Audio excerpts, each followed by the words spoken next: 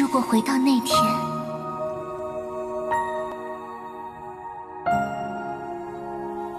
我半生坎坷，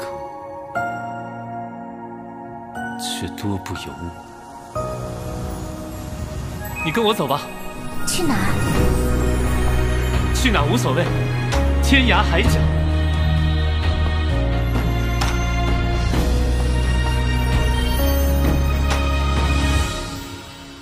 如果回到那天，我会倾尽全力守护你。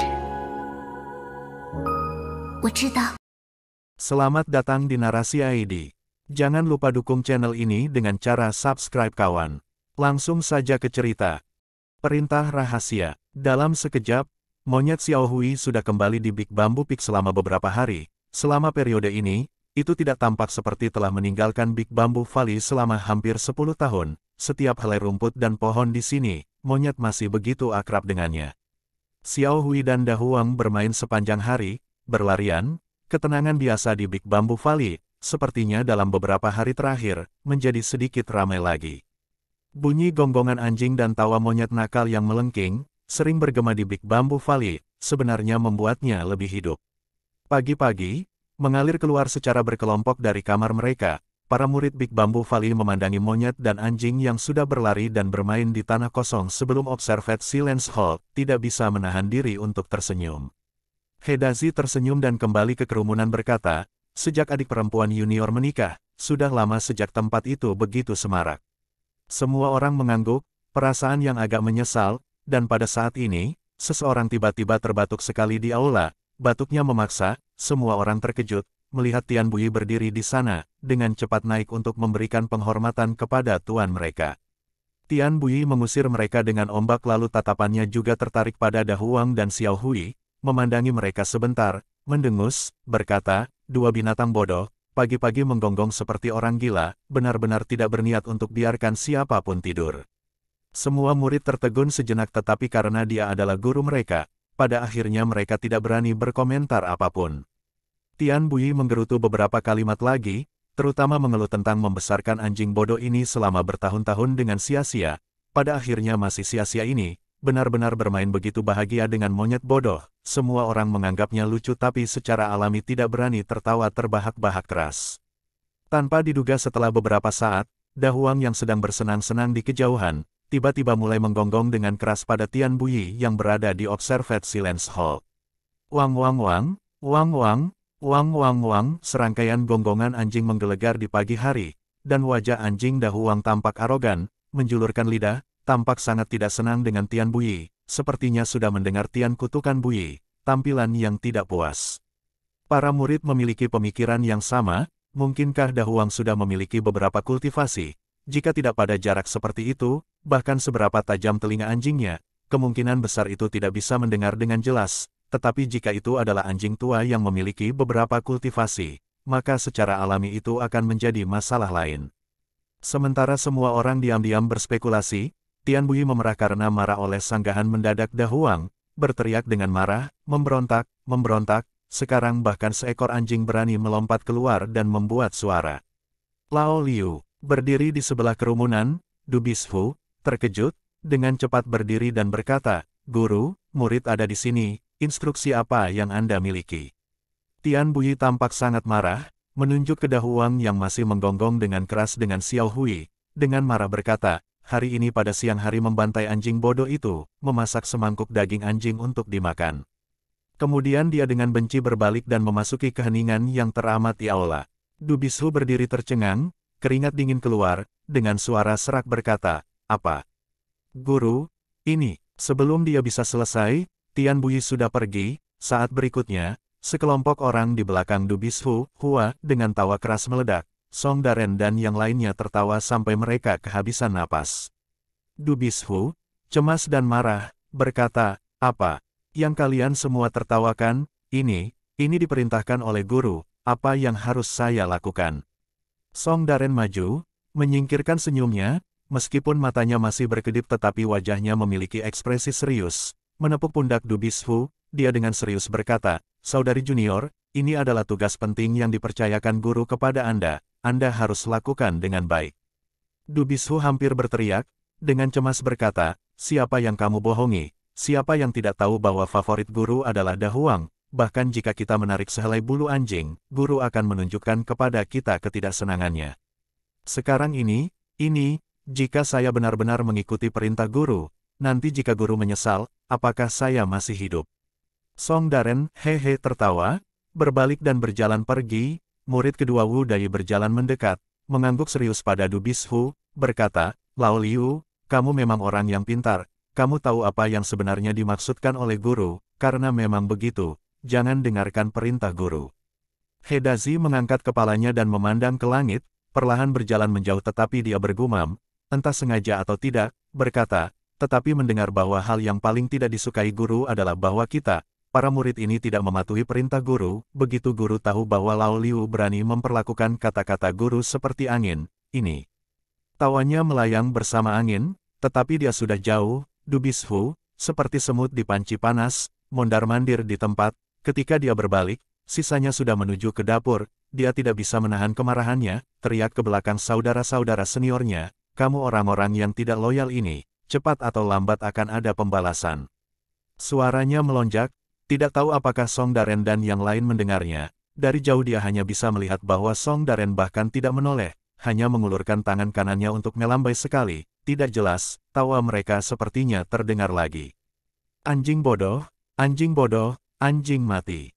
Apa? Kamu masih berani menyalak padaku?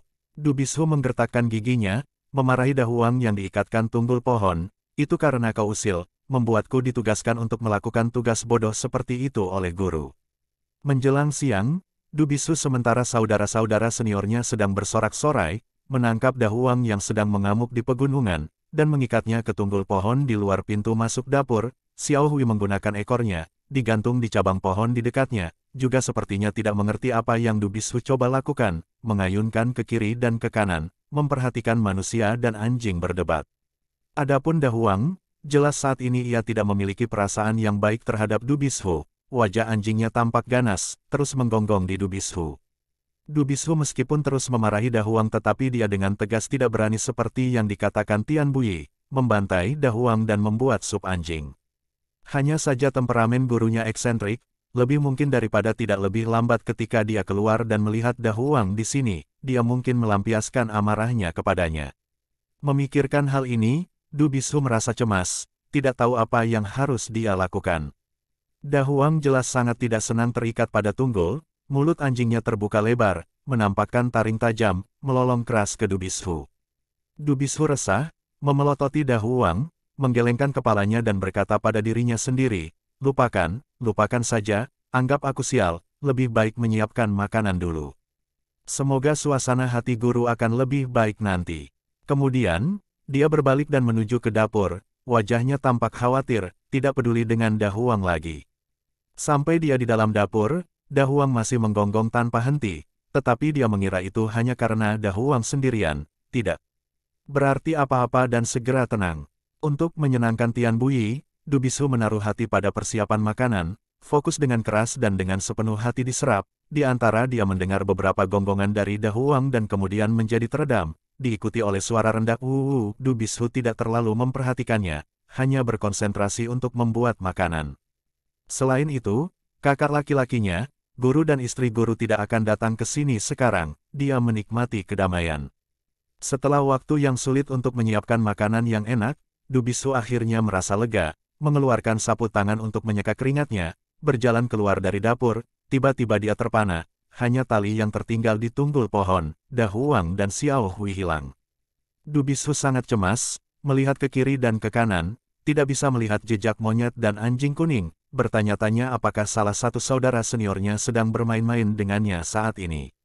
Dia segera berlari ke asrama murid, bertanya kepada masing-masing dari mereka tetapi tidak ada yang tahu apa-apa, beberapa masih membuat lelucon. Hanya Du Bishou yang tidak punya mood untuk bercanda, merasakan semangat rendah dan berputar-putar. Dan pada saat ini, tiba-tiba gonggongan anjing yang keras dan jelas terdengar dari kejauhan, semua orang terkejut. Du Bishou bahkan adalah orang pertama yang bergegas keluar, dengan hati-hati memeriksa, itu berasal dari kamar Sang Xiaofan.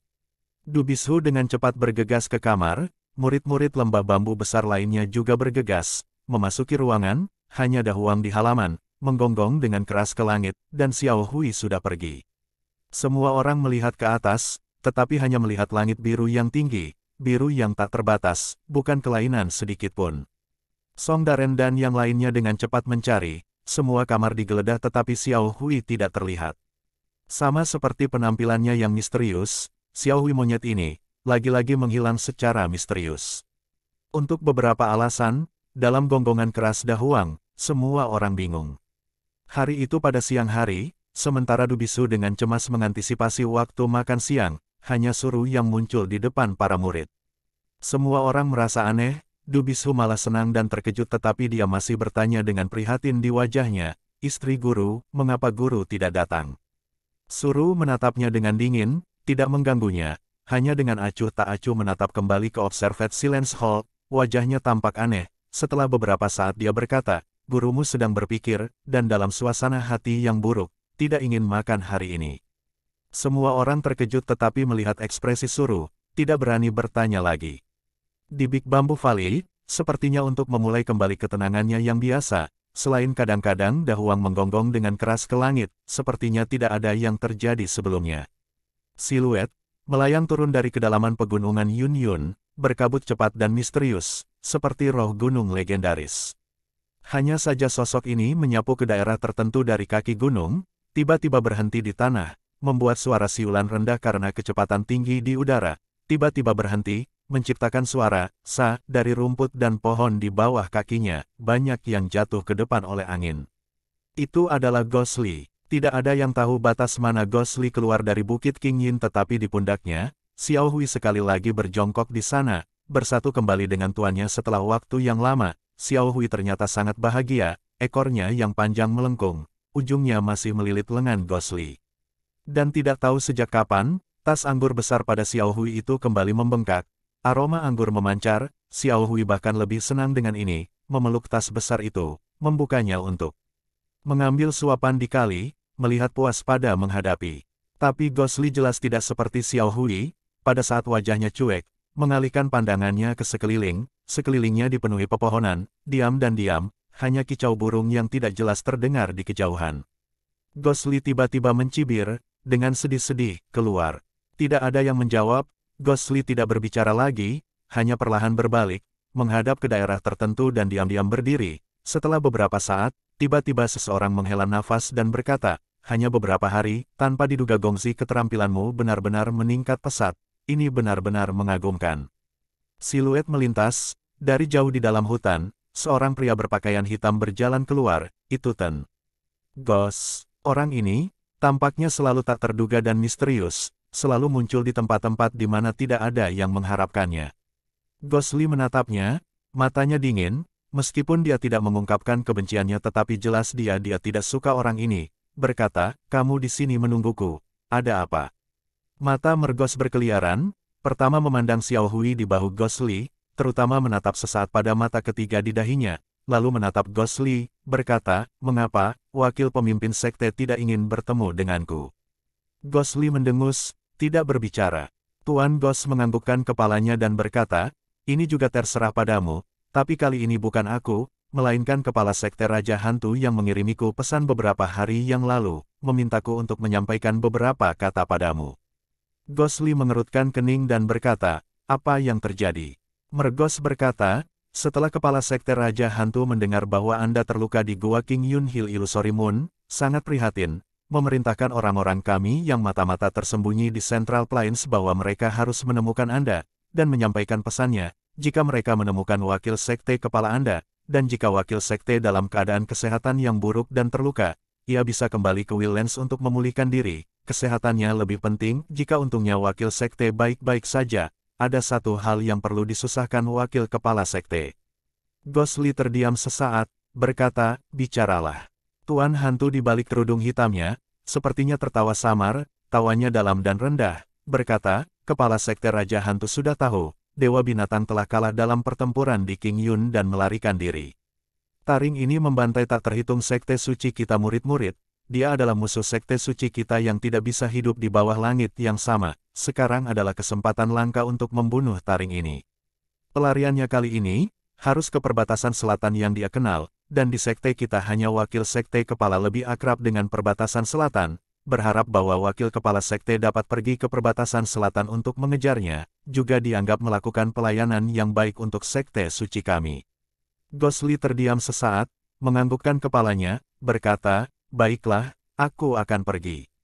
Tuan Hantu mengangguk sedikit, tetapi tiba-tiba melangkah maju, mendekati Hantu Li, menekan suaranya dan berkata, tetapi perjalanan ini, kepala sekte secara pribadi memerintahkan saya bahwa saya harus menyampaikan kepada Anda ini, mengejar dewa binatang walaupun penting, tetapi yang paling penting, masih hal lain. Ghostly tertegun, berkata, apa? Mata Mergos berbinar, berbisik, kepala sekte menginstruksikan, ada tahu buas-buas di samping dewa buas. Bagaimanapun, bahkan jika dewa buas melarikan diri, Taoti buas ini, harus ditangkap hidup-hidup dan dibawa kembali ke Willlands. Ini adalah hal yang sangat penting, wakil kepala sekte harus ingat, ingatlah. Alis Ghostly berkerut, menatap dalam ke arah Mergos, berkata, apa yang diinginkan? Kepala sekte dengan Taoti, Tuan Ghost berdiri tegak, nadanya kembali normal, dengan ringan berkata, ini, bukan sesuatu yang bisa ku ketahui.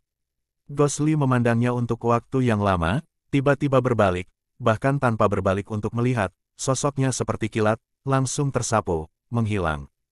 Hanya menyisakan Tuan Ghost yang berdiri di tempat yang sama, melihat ke arah mana Ghostly pergi, setelah lama bergumam pada dirinya sendiri, aneh, bagaimana keterampilannya dalam waktu yang begitu singkat, maju ke tingkat seperti itu. Hari itu, sekelompok pria hitam yang menyelamatkannya, siapakah mereka sebenarnya? Gumaman rendahnya, terbawa angin, diam-diam bergema di hutan, akhirnya menghilang.